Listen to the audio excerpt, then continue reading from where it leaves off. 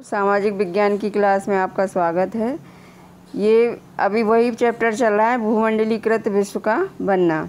इसमें ये समझें ब्रेटन वुड्स का समापन और वैश्वीकरण की शुरुआत। स्थिर और तेज वृद्धि के बावजूद युद्धोत्तर दुनिया में सब कुछ सही नहीं चल रहा था।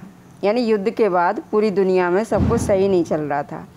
60 के दशक से ही विदेशों में अपनी गतिविधियों की भारी लागत ने अमेरिका की वित्तीय और प्रतिस्पर्धी क्षमता को कमज़ोर कर दिया था। अमेरिकी डॉलर अब दुनिया की प्रधान मुद्रा के रूप में पहले जितना सम्मानित और निर्विवाद नहीं रह गया था जितना शुरू में इसको सम्मान मिला था डॉलर को। सोने की तुलना में डॉलर की कीमत अब गिरने लगी थी। अंततः स्थिर विनिमय दर की व्यवस्था विफल हो गई और प्रवाहमयी या अस्थिर विनिमय दर की व्यवस्था शुरू की गई। यानी अस्थिर विनिमय दर शुरू की गई। 70 के दशक के मध्य से अंतर्राष्ट्रीय वित्तीय संस्थानों में भी भारी बदलाव आ चुके थे। अब तक विकासशील देश कर्जे और विकास संबंधी सहायता के लिए अंतर्राष्ट्रीय संस्थानों की शरण ले सकते थे। यानी विकासशील देशों अपने विकास के लिए कर्जा और विकास से संबंधित और दूसरी मदद ये दूसरे देशों से ही ले रहे थे, तो ये ले सकते थे। लेकिन अब उन्हें पश्चिम के व्यावसायिक बैंकों और निजी ऋणदाता संस्थानों से कर्ज न लेने के लिए बाध्य किया जाने लगा। पहले तो ले सकते थे, लेकिन अब उन्हें न लेने के लिए बाध्य किया जाने लगा।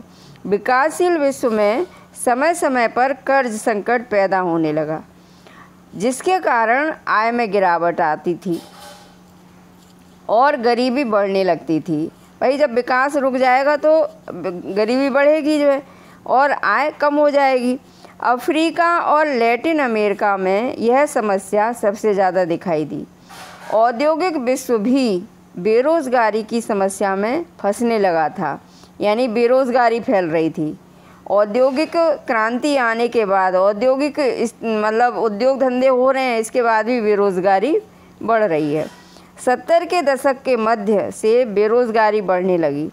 90 के दशक के प्रारंभिक वर्षों तक वहाँ काफ़ी बेरोज़गारी रही।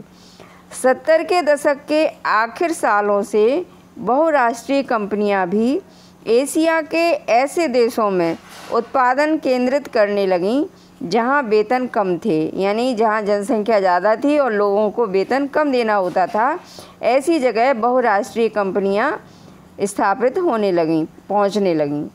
चीन 1949 की क्रांति के बाद विश्व अर्थव्यवस्था से अलग थलग ही था, परंतु चीन में नई आर्थिक नीतियों और सोवियत खेमे के बिखराव तथा पूर्वी यूरोप में सोवियत शैली की व्यवस्था समाप्त हो जाने के पश्चात बहुत सारे देश दोबारा विश्व अर्थव्यवस्था का अंग बन गए। चीन जैसे देशों में वेतन तुलनात्मक रूप से कम थे। यानी दूसरे देशों की अपेक्षा चीन में लोगों को वेतन कम दिया जाता था। फलस्वरूप विश्व बाज़ारों पर अपना प्रभुत्व कायम करने के लिए प्रतिस्पर्धा कर रही विदेशी बहुराष्ट्रीय कंपनियों ने, मतलब विश्व स्तर पर बाज़ारों में प्रतिस्पर्धा चल रही थी इन कंपनियों में। प्रतिस्पर्धा का मतलब है प्रतियोगिता, यानी कौन आगे निकले। तो इसी प्रतियोगिता के रहते हुए विदेशी जो बहुराष्ट्रीय कंपनियां थीं, इन्होंने वहां जमकर निवेश करना शुरू कर दिया। कहाँ? चीन में। क्या आपने इस बात पर ध्यान दिया है कि हमारे ज़्यादातर टेलीविज़न, मोबाइल फ़ोन और खिलौने चीन में बने होते हैं या वहाँ के जैसे ही लगते हैं? यह चीनी अर्थव्यवस्था की अल्प लागत अर्थव्यवस्था और ख़ास तौर से वहाँ के कम वेतनों का नतीजा है। उद्योगों को कम वेतन वाले देशों में ले जाने से, यानी अब उद्योग ज़्यादा से ज़्यादा कम वेतन वाले देशों में पहुँचे, तो वहाँ पे ले जाने से वैश्विक व्यापार और पूंजी प्रवाहों पर भी असर पड़ा। पिछले 2 दशक में भारत, चीन, ब्राज़ील आदि देशों की अर्थव्यवस्थाओं में आए भारी बदलावों के कारण दुनिया का आर्थिक भूगोल पूरी तरह से बदल चुका है। बच्चों, ये पाठ भी यहीं पे पूरा ख़त्म हो गया है और क्लास भी आज की यहीं समाप्त होती है। धन्यवाद।